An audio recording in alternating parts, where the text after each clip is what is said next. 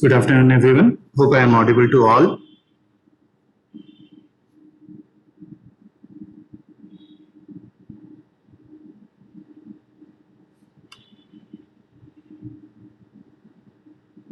Okay, thank you. So, we are going to start our third unit, which is basically the introduction to Java language, Java programming language. But before we start, I would like to tell you people that from now onwards, your concentration should become doubled. You should be more and more focused about the Java programming because it is one of the best languages that exist in the market for the industry. So we will be dealing with Java language. As I said earlier, Java is very, very powerful and versatile programming language. This language has become so much adopted that take any device in the world at present moment has got some or the other part involved, built up using Java language only. So you need to be very particular about Java language, specifically its syntaxes, its way of what are the various features it is going to have. We are going to discuss about them in this particular unit.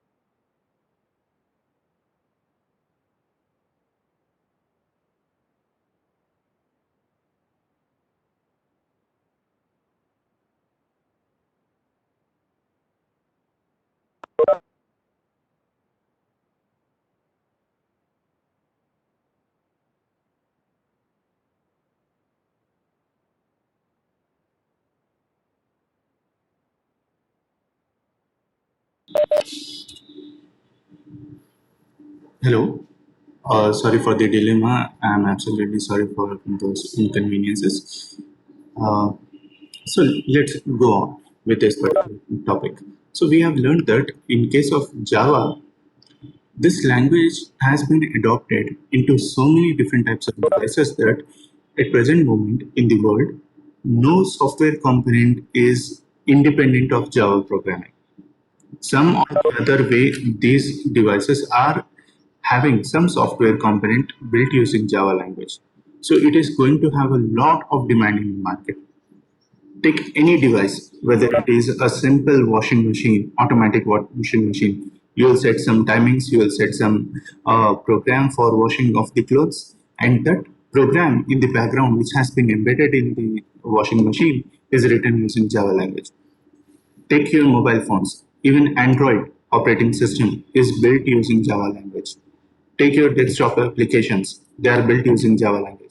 Take servers, server-side applications. They are built using Java language. Take international websites, standard websites. They are built using uh, Java language mostly. Some of the components are built. Take email servers. They are utilizing Java technology. So this language is so widely used that it has become a standard for every student to be aware of. So who developed this language? This language was actually developed by James Gosling. And this was a researcher, he was a researcher at Sun Microsystems. The original company which developed Java language is Sun Microsystems. But now Sun Microsystem has been overtaken by Oracle, and at present moment of time, Oracle is the company which is handling Java language. Okay, when it was handled by Sun Microsystem, it progressed so fast that within a short period of time, everyone had to depend on Java language. So, what was originally Java called as? Originally, at the time when the Java was being developed, was under development at Sun Microsystems, it was called as Oak. This is actually a name of a tree in America, oak. But later on, the Sun Microsystems gave the name as Java because Java is a name of a coffee. The developers they will use this funny type of names always, and it was designed in 1991. In 1991, within a short period from 1991 to 2010, it became so adaptive in the market that this language cannot be ignored without learning it.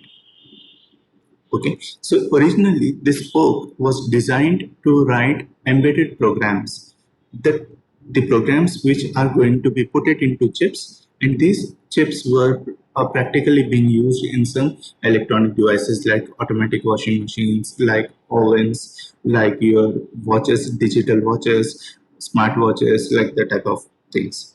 So from that concept onwards, now the Java language has become a server-side language. It has become a language which is used for integration with the databases. It has become a language which is used for creating desktop applications. Mobile phone industry is completely dependent on Java language. So in 1995, from Oak, it was renamed to Java.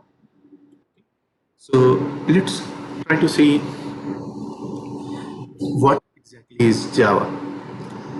Using Java language, we can write a program, and once a program is written, you can execute the program in any of the systems. Let the system be having Windows operating system, let the system be having a Linux operating system, let the system be having BSD operating system, or any different operating system. Once you have written the program, you need not rewrite it based on the operating systems. Okay. Traditionally, what used to happen is before Java was there, if you are a developer and you are developing the program sitting on a Windows system, you have written the code and you have compiled your program on the Windows operating system. Now, if you copy that compiled program into Linux operating system, it did not work there. In traditional programs, it did not work. You have to again sit back on the Linux operating system. As per the Linux standards, you have to write the code once again. And you have to compile it on the Linux. And the problem was it used to work only on Linux then. And if you want to migrate to any other operating system, like for example BSD of Unix, then you have to rewrite the program again. If you want to migrate to Sun Solaris, then you have to rewrite the program again. So there are various operating systems available in the market. Will you start writing the program for each and every operating system once again and again? No, it is hardly possible. So what Java gave is, Java said you write the program only once. When it is compiled at one system, no need to have it again written compiled on another system. Just copy the compiled version on one of the system, paste it into another operating system, and try to execute, it will work. So we call Java programs as write a program once, write once, and run anywhere. This is the key theme behind Java. So what is Java? It's very simple. Easier than your C language. Practically speaking, it's much simpler than them. Easy, beautiful language. It is object-oriented language. That means whatever we are going to deal in Java, we are going to talk in terms of objects only, objects and methods. It is distributed. Distributed in the sense, it is a high-end concept actually. Have some part of our application running on one machine and another part of our application running on another machine. At the end, the result will be formed by combining the results of both the machines. So Java is capable to have that splitting of our task into multiple systems and again combining the results to form the final result. So Java is distributed language. It is interpreted language. Now what is the meaning of interpreted? What will happen is when we say compiled language, the compilation, how it works is we'll take the program which is written in English language. There will be a compiler which will map these English words to its corresponding binary values, and it will try to arrange our program into some machine language, and it will give the end result compiled program as a machine language program to us, which we develop for getting it executed. Okay, this is how the program executes traditionally. But in case of Java, its process is little different. To understand the difference, we have to look into traditional ones again. In case of traditional programs, what will happen is, suppose you have written 100 lines of program. Once you press, let us say C language program, once you press Alt F9, it will try to compile the program. And it will start from the first line and start checking for errors till the end of the program. That means all the 100 lines will be compiled at a single time, checking whether there is an error in a particular line or not. And wherever it found errors, it will list those errors in the errors list. Okay, all the 100 lines will become compiled in a single go, and all the 100 lines errors will be listed in one single attempt. What is the drawback in it is, suppose you are having an error in one of the lines, due to the error in the above line, the below line will also be treated as a wrong line, though it is a correct one. You missed a semicolon in the above line, but the error will be pointed in the below line telling that the line is not mapping with a particular syntax. So you will get confused what is happening there. Which line was giving the error? To trace it back, it becomes very difficult. And usually you might have gone through this experience also. If you correct one error, it will reduce either 30-40 errors at a time, or it will increase 30-40 errors at a time. So you will think that, okay, that correction was right or wrong. Sometimes it happens with the students. One of the student was there, one brilliant student who got an error in the main function definition, and he said, okay, if I delete this main, it will work. And he deleted the main function call itself. Can there be any program written without a main function? No. So the programmers used to become very confused where the actual error is. But in case of Java, it is very clean. It is very simple. It is very plain. It will not compile the whole program at a time. It will compile one line at a time and tell you exactly in which line that error is. Since it is going through line by line, it is called as interpreted language. It is not called as compiled language. Okay, it is going to execute one line after the other, and in whichever line it is getting a problem, it will tell that this is the problem. Not just that, it is so brilliant that it will even let you know what is the possible corrections that are to be done. So based on that hints, you can correct your program also. So Java is interpreted language. Third one, it is robust. Next is robust. As I said, it is not just going to give you the errors, it is also going to tell you what sort of corrections are needed to be done. It is robust language. It is secure. Secure in the sense, Java is treated as the biggest secured language that exists even today. Its security feature is so well defined that you cannot compare any language when it comes to Java in case of security. Why I'm saying it so? It's because if you consider back in C++, what was this security feature that we had? Can anyone list it in the chat box? What was the security feature that was included in C++?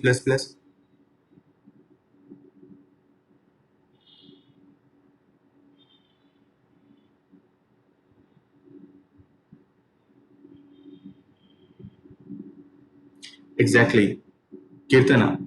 Very good. We had these access specifier modifiers, right? Access modifiers, which used to restrict the access of the variables within a class, right? Now, very nice. Access specifiers, or we say them as access specifiers or access modifiers also, right? Very good. But tell me, what is the access specifier for the void main in C++? Do you have anything?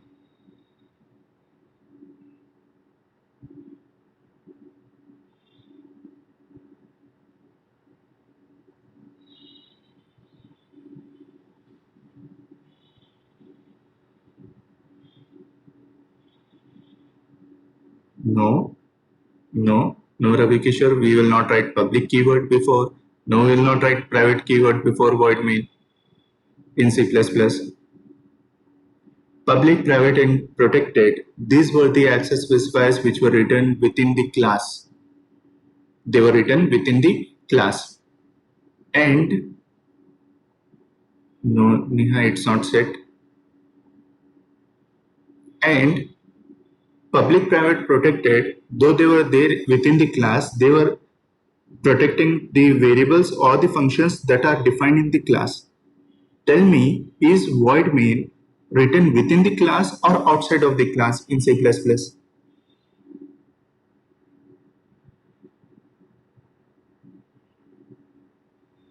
Just try to recollect it. Outside of the main, right? It's written outside of the class. So when it is written outside of the class, we used to declare a variable within the main, declare an object of the class within the main, and we used to access that particular variables of the class. But when it comes for Java, it it will not even leave the main function. It says that even the main function is to be declared or defined within a class called as main class. You cannot simply keep any function outside of the class. You need to protect it. And even to the main, it will attach public private protecting it. So you can imagine how much security it is worried about. There is lots of security features. When it comes to our access specifiers, I'll show you how detailedly those access specifiers are going to work. Most probably in the fourth unit, we'll discuss about them. And even in the case of security, in case of C++, there was some ambiguity coming just because of multiple inheritance. If you recollect back, there was ambiguity. If I try to make a call to one of the functions which is present in both the superclasses, the compiler will get confused which superclass function is to be executed. Suppose in superclass A, f is present, in superclass B, f function is present. And from the class C, which is inheriting A and B, if I make a call to the function f, it becomes confused which one's f it has to execute, A's or B's. But in Java, it's out of the requirements. Java doesn't even support multiple inheritances. It supports in other way around it. So Java has got lots of security features. So Java is simple, Java is object oriented, Java is distributed, Java is interpreted, robust, secure, and Lastly, architecture neutral. Architecture neutral in the sense, as I said in the above line, you need not depend on the architecture of your system. Architecture of your system in the sense whether your system is having Windows operating system architecture, or whether it is having Linux operating system architecture followed, or whether it is having Sun Solaris operating system architecture followed. Java is neutral to all of them. Not just that, whether the system is 32-bit oriented system or 64-bit oriented architecture system, even that is a neutral point for Java. Java adopts as per the operating system environments. It adopts itself. So we need not worry about those differences going to come up. It is portable. Portable in the sense you can write the program in one of the systems, compile it in that particular system, execute it there, the executed file into another system and try to run over there without making any modifications, without recompiling also. So once it has been executed on one system, that executed file can be copied into another system and it will run exactly the same. There will not be any change. But whereas in the traditional programming, C, C++, and other programmings, once a program has been compiled on one system, executed on one of the systems, if you take the executed file on another system, there again it needs to be recompiled or re-executed back. But here in Java, it is not a requirement. It is going to have one more feature called as high performance. Java is built for a high level industry. It is not built for giving a slow result. It is going to have quick execution of lines one after the other, and it is going to execute very fastly. Its performance is much better when compared to C, C++. Multi-threaded. What is a thread? Java is going to have one of the best parallel executions that can exist in the world. What will happen is whenever you want to run any program, first you have to bring that program into RAM memory before it is allotted for CPU processor. Okay, we will have Intel processor, AMD processor. Right? Before the program is executed by the processor, the program has to be brought into RAM memory. So inside RAM memory, there may be multiple programs available. At a given moment of time, at a specific moment of time, the processor can execute only one single program at a given time. It cannot execute more than one program. For example, I'll give you one small hint. At present moment, I'm displaying the PPT to you. At the same time, I'm speaking to you. Okay? It is appearing as if both the things are running simultaneously, but the audio is separate program and the PPT is separate program. At the same end, WebEx is also running parallelly. At the same end, I'm able to chat with you parallelly. So when I'm able to execute multiple programs simultaneously, it means that the processor is executing multiple programs at a given moment of time. Yes or no?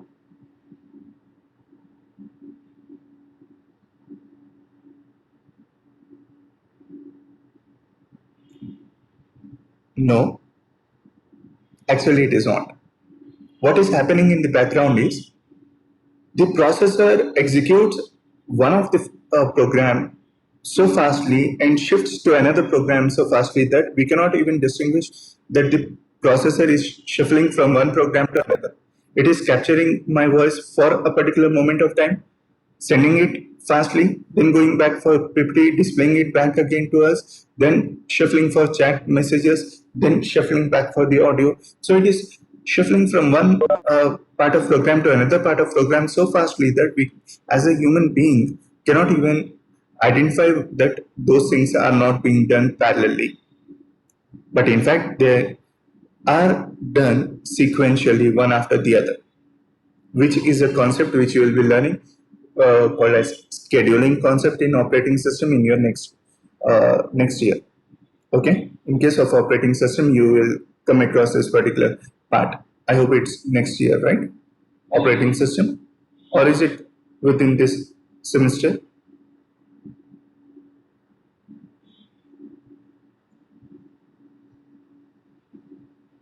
Next semester. Okay. So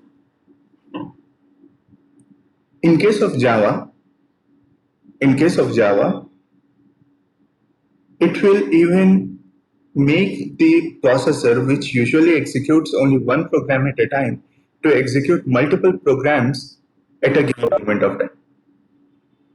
And those, at that particular time, the programs are not called as process, they are called as threads. Okay? So using Java, if you write the program, if you develop a program, that program will execute parallelly in the processor. There will not be any problem. But normally, the processor executes only one program at a given moment of time. So Java comes up with a separate technology which has completely dominated in the market called as thread. This thread is a small fraction of a program which can be executed parallelly with other fractions of the programs. Okay. For example, in this WebEx, I'm able to chat with you simultaneously. I'm able to speak with you. So speaking is one thread. One thread is handling the chat messages, which are parallelly running on the processor. So let's get back. Java is considered as dynamic. Dynamic in the sense, in case of Java, it is open source. Open source means any software which is uh, made for the public to make the changes as per their needs if they are so sufficient, sophisticated enough, if they are so specialized, and if they are able to make any changes in the software compiler module itself, then this Java is able to adapt to that part also. That's why day by day, new concepts will be brought into Java.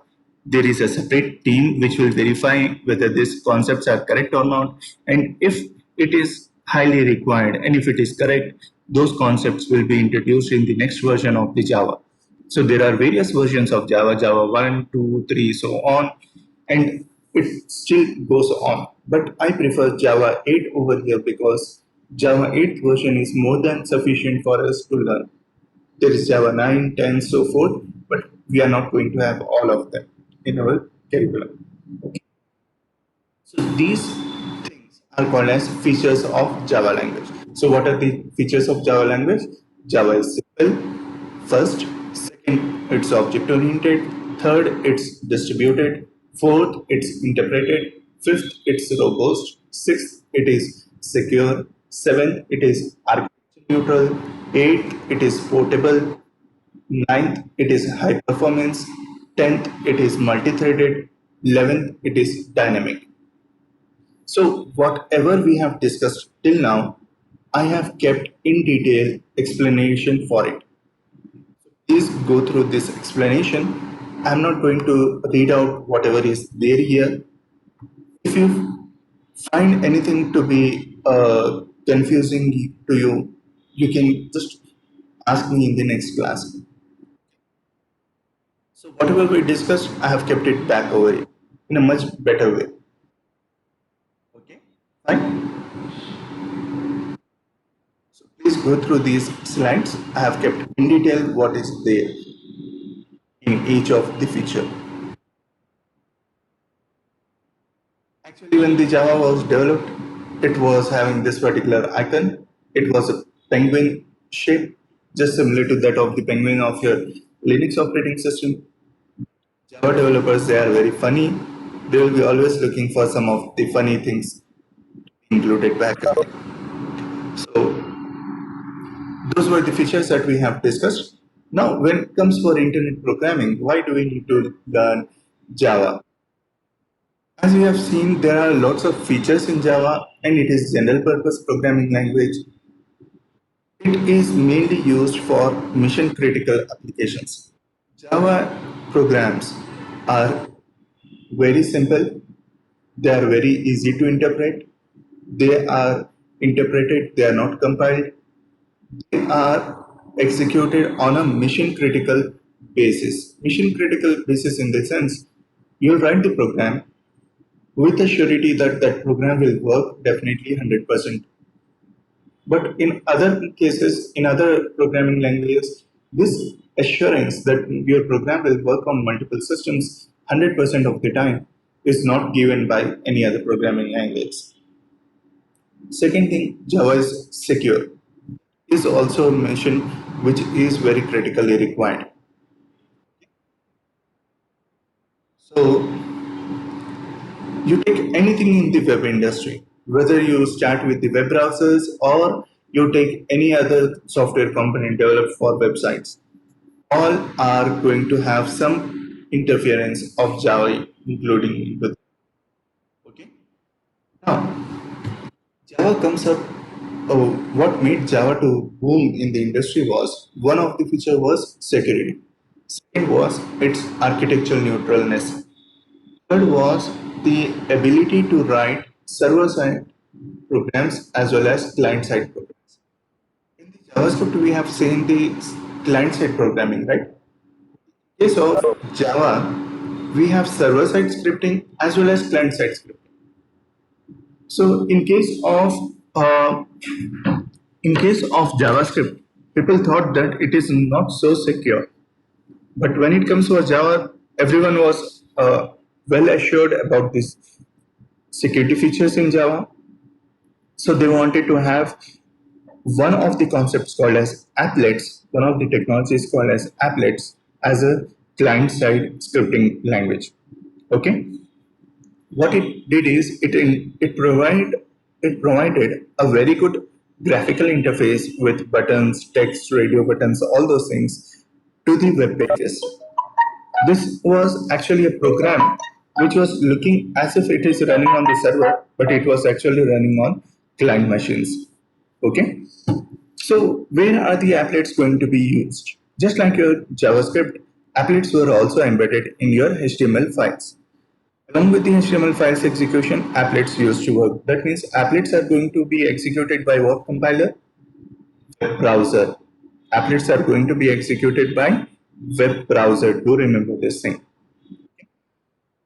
But later on, as time progressed, it became very, due to its tight security features, it became a very outdated programming language, and there were lots of restrictions which made developers to get distracted from applets, and they came for with another technology called as rich internet applications. This is also a part of your Java, which has enhanced the applets into RIA applications. If you are very interested in Java language, then you can put it as a case study for yourself. Rich applications, rich internet applications. Basically, these applets and rich internet applications will provide you with a form or a frame with certain buttons, text boxes, drop down list, and all those things. Those features will be available. You have seen the prompts in the morning session, right? Even such type of prompts can be created using the applets. We will have few of the programs coming up with us. Okay, just give me 2 minutes. I'll be back after going through our call.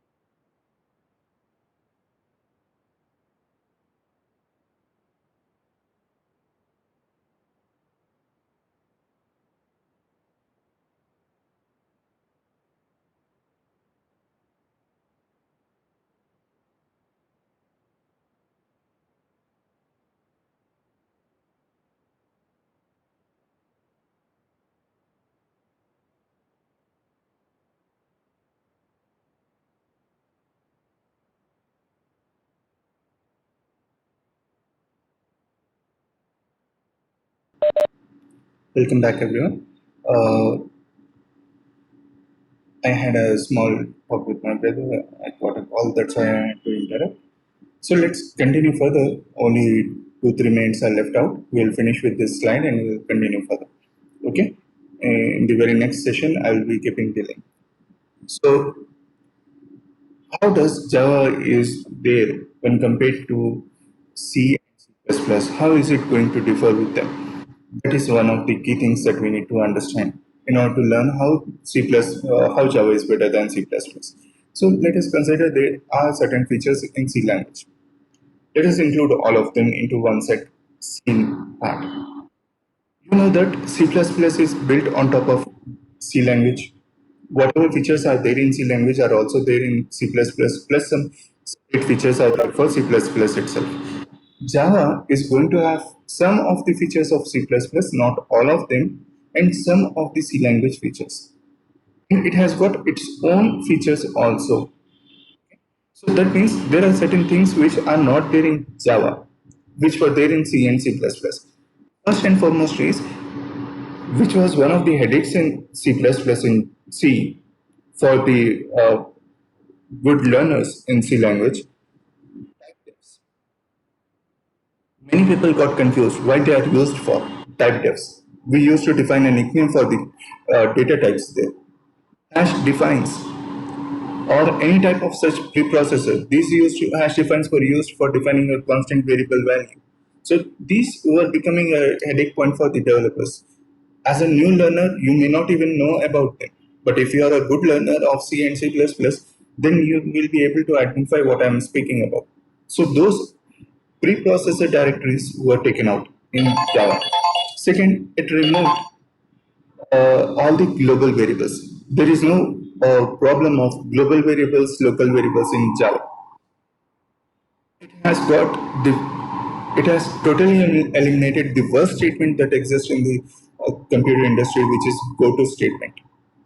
This statement used to create a lot of trouble while making debugging, and it used to create a lot of health problems. So this statement is not available. Go to statement is not there. One of the best things that is a happy news for everyone is Java is not going to have any pointers concept, which was one of the very difficult concepts for new learners in C and C++. Java doesn't use any structures, doesn't use any unsafe structures, no unions at all. There is no multiple inheritances where there was ambiguity coming in. And in C++, you may have learned there was two ways of ambiguity resolutions. Whole thing is removed. There is no operator overloading, so there is no hacking going to be happening in case of Java programming. There is no auto-coercions. That means one data type getting converted into another data type for narrowing purpose. It is not going to happen here. There is no auto-coercions going to happen. There is no fragile data types. Fragile data types in the sense, if you take union, used to take the size of the union variable as the largest size of the field elements. And if you try to input 3 4 elements inside it, more than the size of the biggest element, it used to get crashed up. The application used to get crashed up. There is no fragile data types in case of Java language. So these things that were coming as a drawback of C and C++ have been totally eliminated in Java language. Maybe our class will finish within 1 minute or so. I'm just keeping this slide for your reference purpose. You can see what features are